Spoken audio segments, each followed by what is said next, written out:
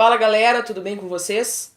Depois que o Caleb quase morreu, leu um livro sobre as receitas do Anonymous Gourmet esperando eu ter paciência e retomar a rotina de gravar vídeos.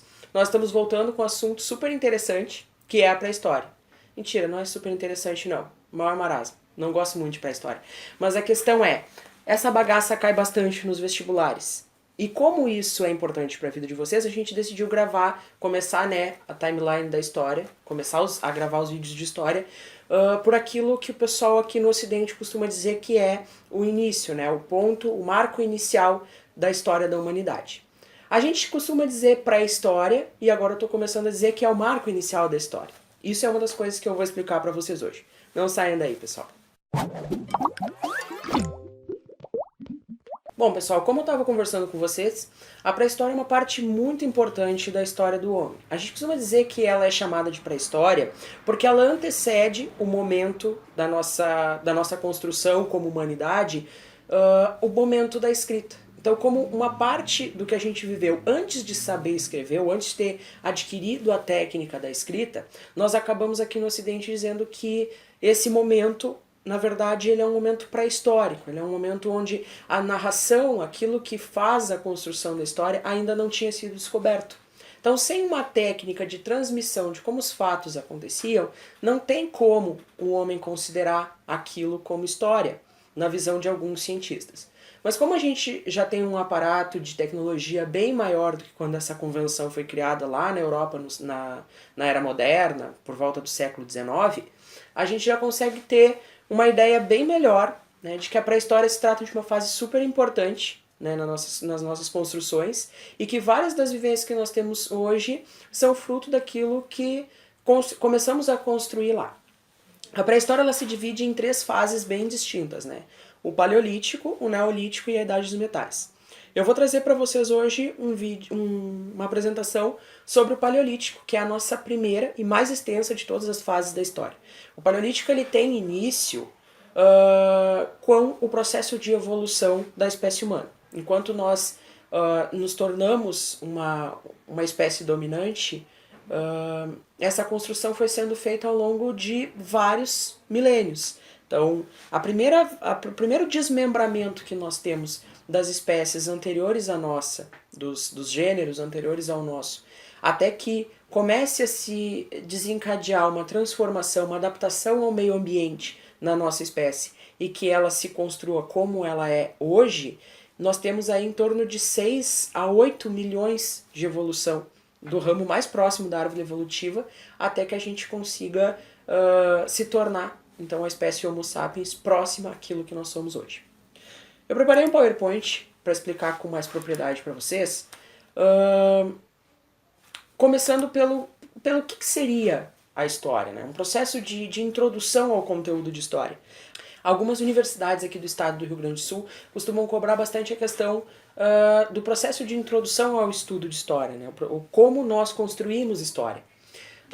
Mais ou menos por volta do século IV a.C., um grego, que é chamado de Heródoto, ele utilizou o processo de surgimento da escrita para começar a contar como os fatos iriam acontecendo. Ele começou a narrar aquilo que acontecia ao longo do tempo e ficou conhecido então como o criador da história, como o pai da história.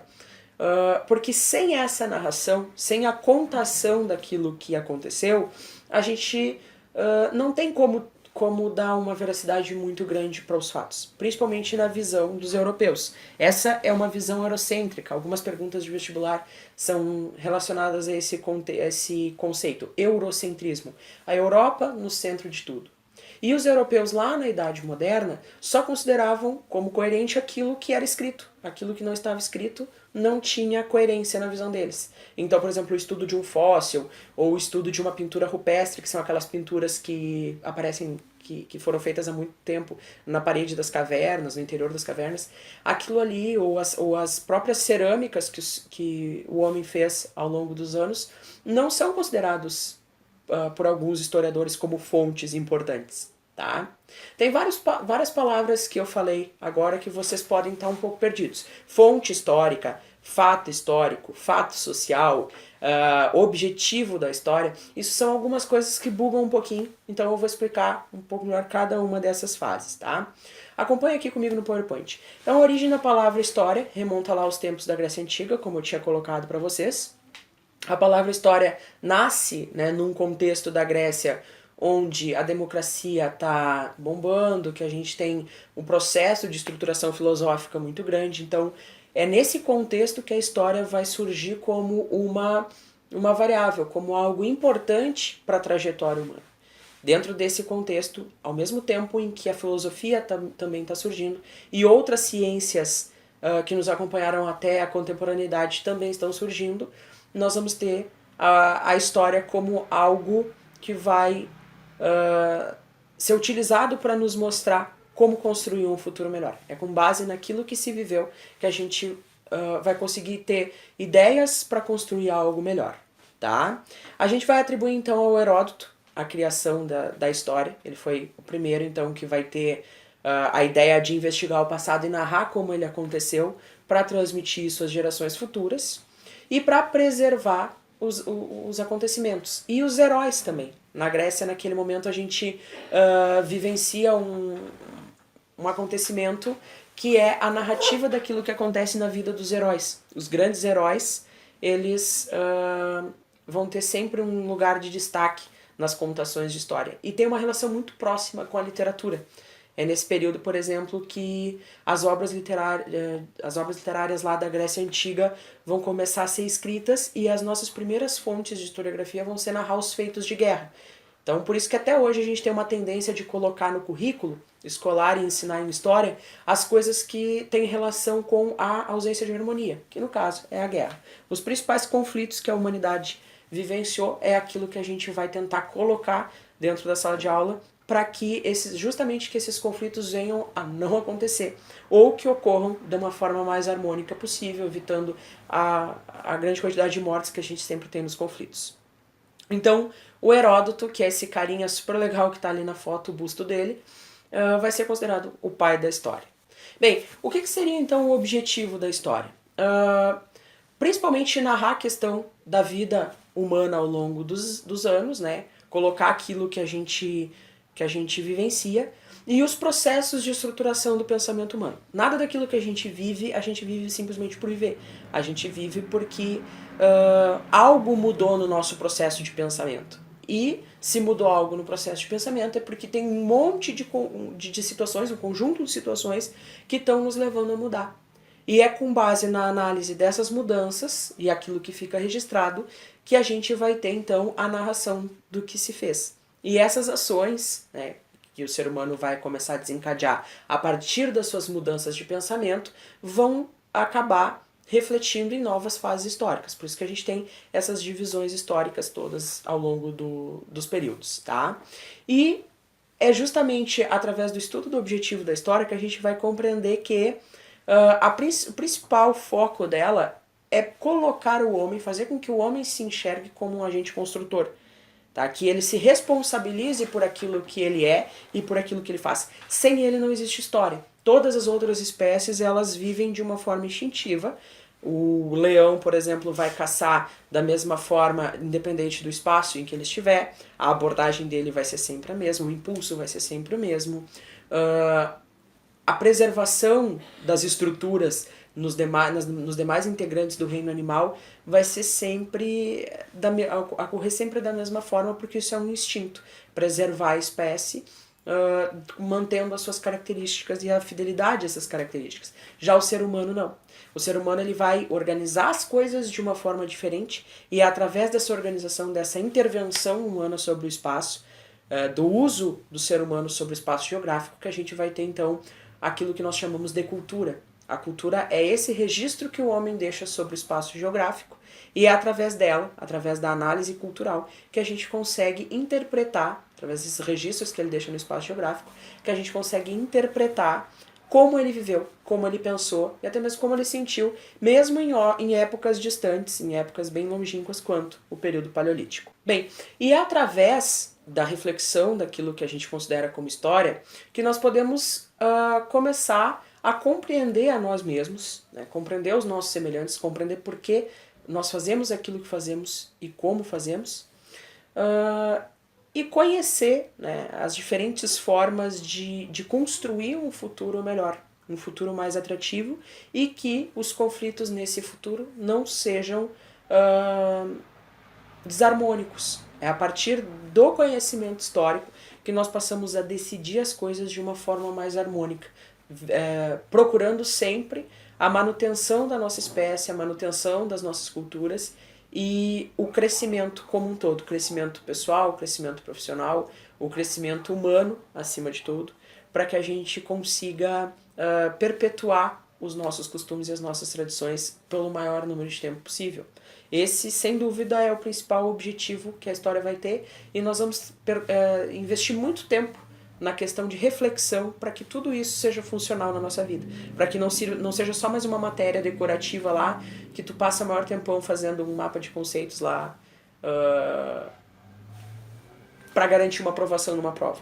Então o principal objetivo é que vocês consigam se enxergar como agentes construtores. E se vocês forem passar, por exemplo, por um processo de entrevista, onde isso seja questionado, sem dúvida, qualquer historiador vai questionar vocês o como vocês enxergam a importância disso. Depende muito do que tu precisa para tua vida. Tá? Como o foco disso é mais para vestibular, algumas questões que caírem vão sempre levar para o lado do protagonismo humano, do protagonismo do homem.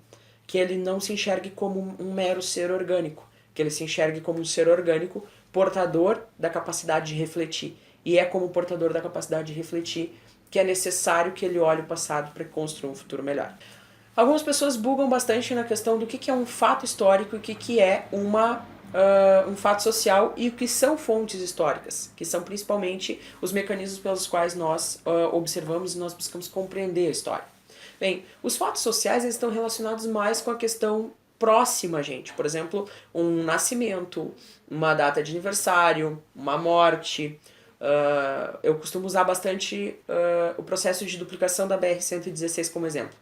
Imaginem que em um certo momento um cidadão colidiu o veículo, ele veio ao óbito e em uma mídia local isso ficou registrado, ficou narrado, né, como aconteceu esse acidente, como ele veio ao óbito. E isso gera um impacto na população, mas um impacto pequeno, um impacto restrito, porque a mídia daquele lugar não consegue alcançar um espaço muito significativo. Mas a partir do momento em que nós temos vários acontecimentos como esse, dispostos ao longo de uma linha do tempo, nós temos um alerta de que se uma mesma situação de desarmonia, que no caso é a morte, uma morte trágica, está acontecendo no mesmo espaço geográfico, que no caso seria a BR-116, isso gera um indicativo de que tem algo errado com aquele espaço geográfico. E aí isso começa a se tornar histórico. Deixa de ser um simples fato social, ou um aglomerado de fatos sociais que seriam as mortes dessas pessoas, e isso começa a se tornar histórico. Por quê? Porque começa a sinalizar para as instituições maiores que realmente tem um problema naquilo ali. E que isso vai necessitar de um olhar, vai necessitar de uma intervenção política. E aí nós vamos começar a acessar mecanismos maiores, como, por exemplo, as figuras de representação do Estado, né, os governadores, os prefeitos, né, que vão levar essa problemática ao conhecimento do governo, e outras figuras, né, vereadores, deputados, ministros, até que em um determinado momento a própria população, né, vai começar a colocar isso como uma meta. E aí isso vai se tornar algo histórico. Outro exemplo bem importante é o ataque às Torres Gêmeas. Não foi um fato social, foi um fato histórico, porque repercutiu em toda a mídia global. Então, sintetizando isso, um fato social é algo que acontece em um lugar restrito e não tem uma proporção muito grande. Tá? Não deixa de ser história, mas ele está mais relacionado com os grupos sociais daquele lugar do que de fato com uma história mais ampla. Mas aquilo que toma uma visibilidade grande na mídia acaba sendo considerado um fato histórico. E aí nós só conseguimos ver se aquilo foi realmente importante ter um registro ou não com o uso que eu atribuo àquilo, a forma como eu vou usar aquela informação para que ela venha a transformar uma realidade no futuro. Tá? E para que a gente estude isso, a gente tem que se deter às fontes históricas, que são registros que o homem deixa sobre o espaço geográfico. Eu posso ter fontes históricas que são materiais, né, e fontes históricas que são imateriais. Por exemplo, a cultura é uma fonte histórica imaterial. Ela tá visível no modo de se vestir, no modo de falar, no modo de gesticular. Então, são pontos de articulação que não são materiais. Mas, por exemplo, a partir do momento que eu já transcrevo o que eu estou falando para um livro, eu já tenho uma construção material. Então, os livros são construções materiais, fósseis, pinturas rupestres. Então, dentro das fontes materiais, eu tenho aquelas que são escritas e aquelas que são não escritas. As escritas estão diretamente relacionadas ao uso, domínio da linguagem e a preservação disso em materiais escritos, tá? Como, por exemplo, livros, papiros, hieróglifos.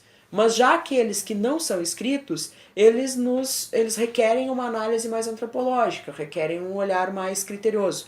Por exemplo, os fósseis, as pinturas rupestres, os objetos de cerâmica, os objetos de pedra lascada e madeira lascada que a gente tem dos períodos antigos. Isso tudo são fontes materiais não escritas que têm servido de bastante informação aí pra gente construir uma história do passado que seja mais eficiente e faça um sentido maior. Bom, uma outra coisa bem importante pra gente ver é a questão da linearidade da história. Tá? Mesmo que seja numa visão eurocêntrica, ou seja, essa linhazinha do tempo que está aparecendo agora aqui para vocês, ela é uma linha do tempo feita por europeus lá na Era Moderna e ela tem divisões bem nítidas. Ela mostra ali uma divisão em pré-história e história, então considera tudo que é pré-história, o processo de evolução humana até a invenção da escrita, e aquilo que seria história, então, da invenção da escrita até os dias atuais. A nossa pré-história é dividida em 3 períodos bem importantes. O primeiro deles ali, ó, eu estou sinalizando, é o Paleolítico,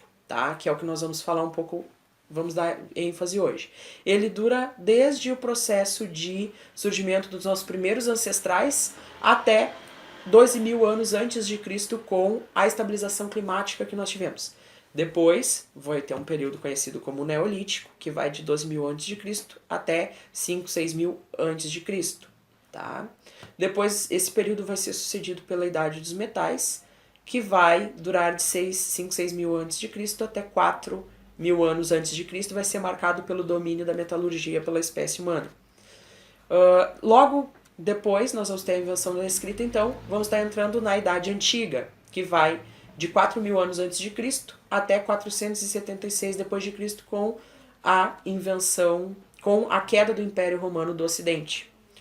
Vai ter início então a Idade Média, que vai durar cerca de 1.000 anos, vai de 476 depois de Cristo até 1453 depois de Cristo, com a queda de Constantinopla, que é a capital do Império Romano do Oriente.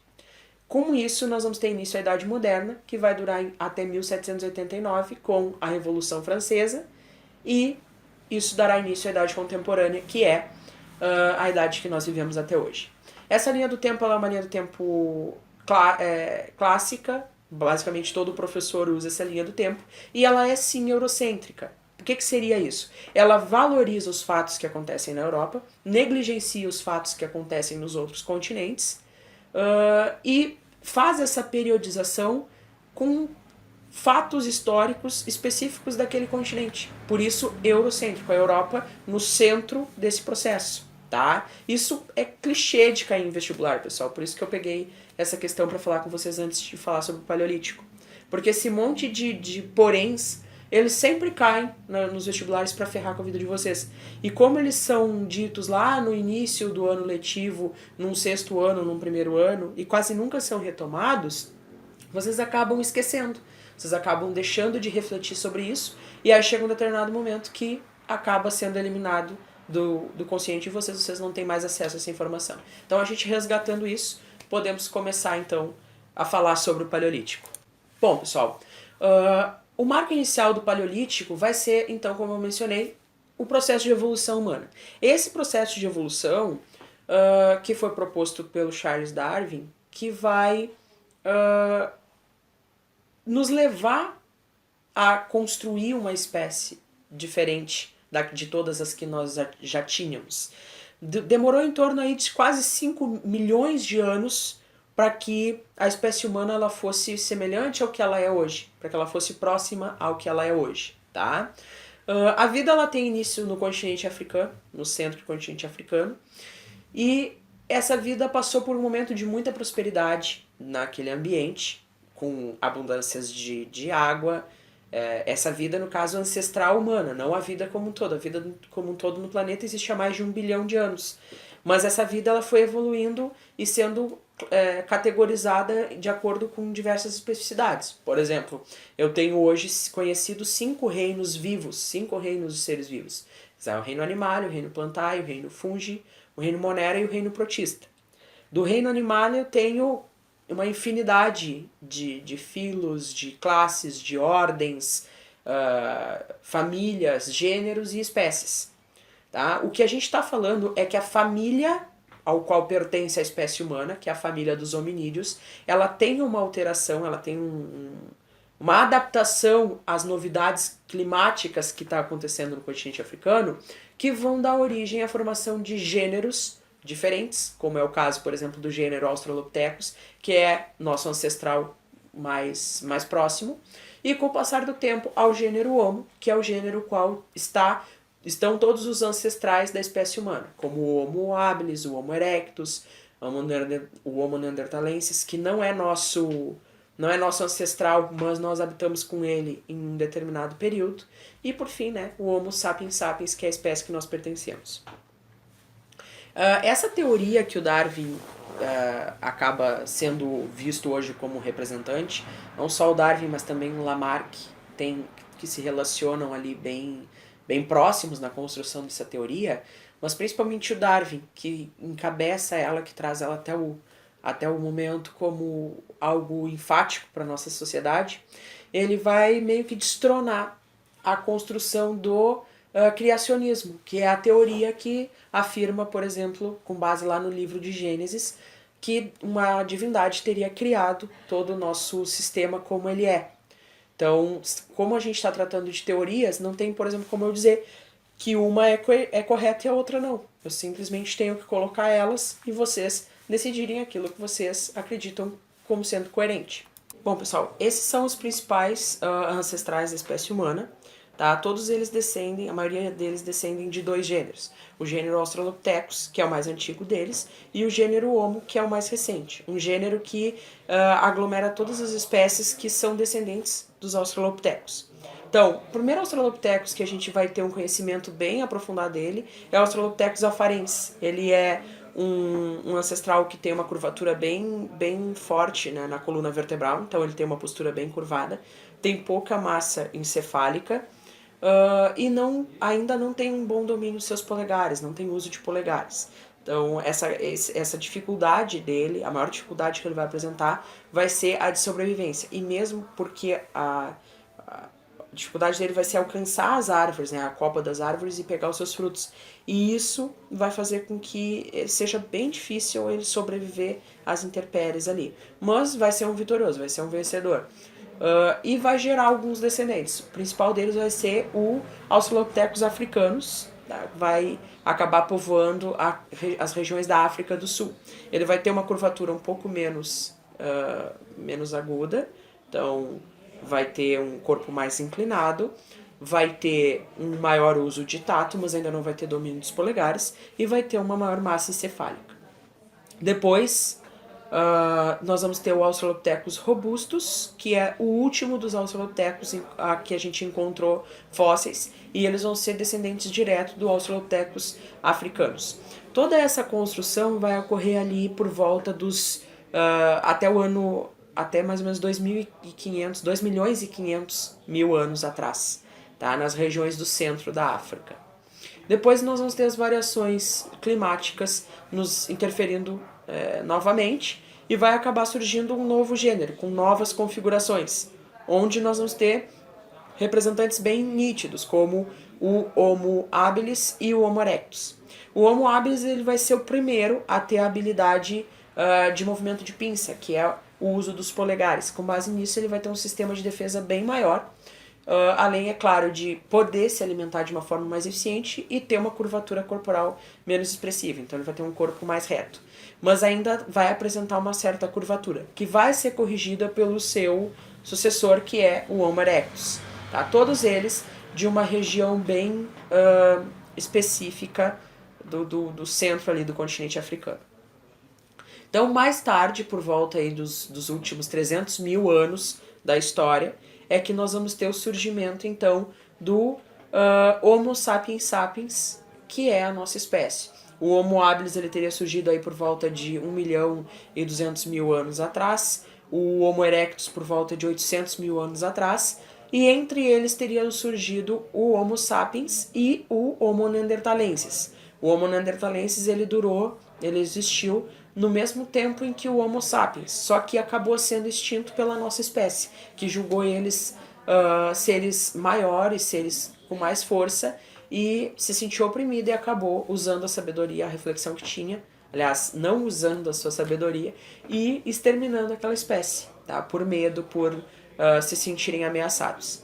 É quando o Homo sapiens surge, por volta aí de 120 a 200, 250 mil anos atrás, que nós vamos começar o princípio, né, o principal ponto que é utilizado para descrever o Paleolítico, que é o período da pedra lascada, o período da pedra antiga.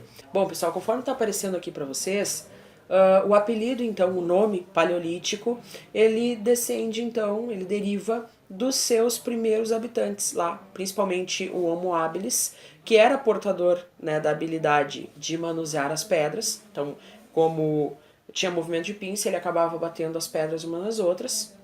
Esse movimento acabou criando as lascaduras nas pedras, nos ossos, nas madeiras ali daquela época. E esses instrumentos fizeram com que o Homo habilis despontasse, sobrevivesse a todas as intempéries ali do ambiente, através dessas manipulações das coisas que ele tinha como instrumentos ali, como ferramentas para se sustentar. Essa habilidade, então, dá início, dá nome ao período paleolítico, que vai durar, então, do surgimento dos primeiros ancestrais lá, dos australopithecus, há 5 milhões de anos, até mais ou menos 10 mil antes de Cristo, de 10 a 14 mil anos antes de Cristo, com a invenção da agricultura, tá?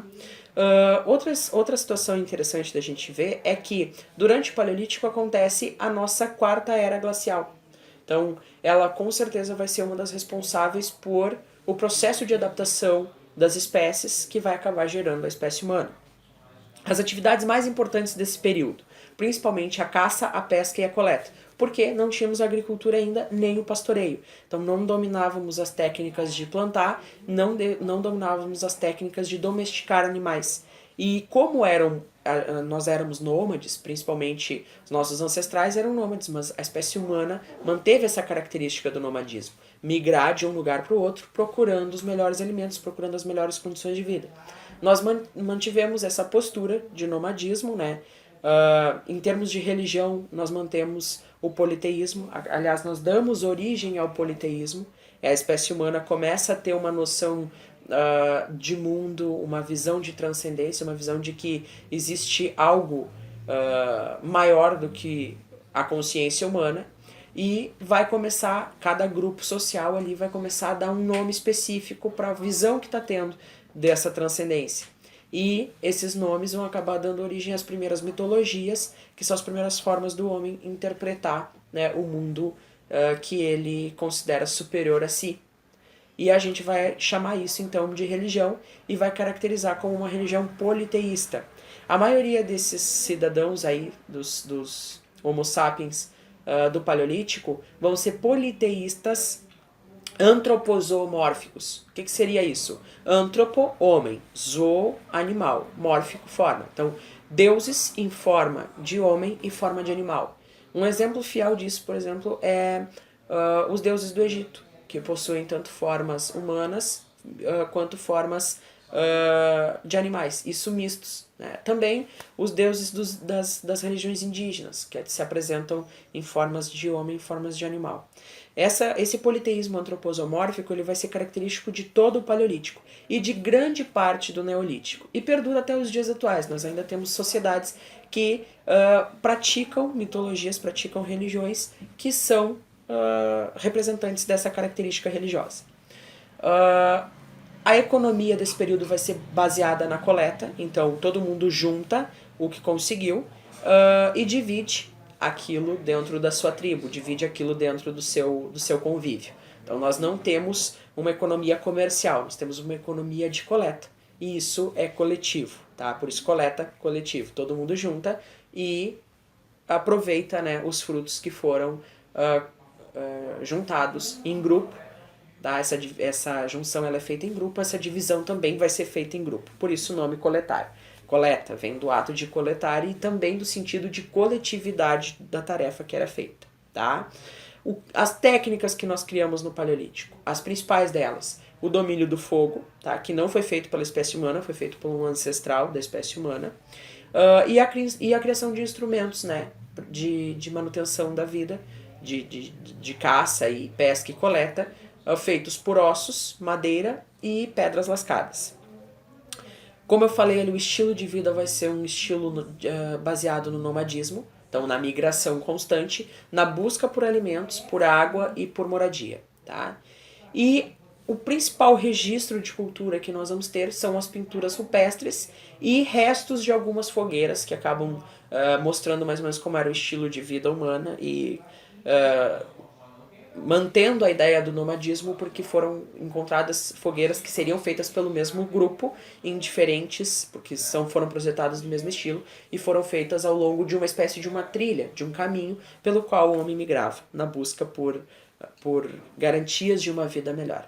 É graças ao nomadismo que nós vamos acabar encontrando os primeiros rios, as primeiras abundâncias de água doce do planeta, principalmente na região do Crescente Fértil, que é o rio Tigre, o rio Eufrates, o rio Nilo, no Egito, e no Oriente Distante, o Huanghe, ou Rio Amarelo, e o Ganges, que vão ser ali o berço das principais civilizações que nós vamos ter na Idade Antiga Oriental e, posteriormente, vão acabar migrando e dando origem aos povos da Antiguidade Ocidental, povoando, então, algumas regiões da Europa.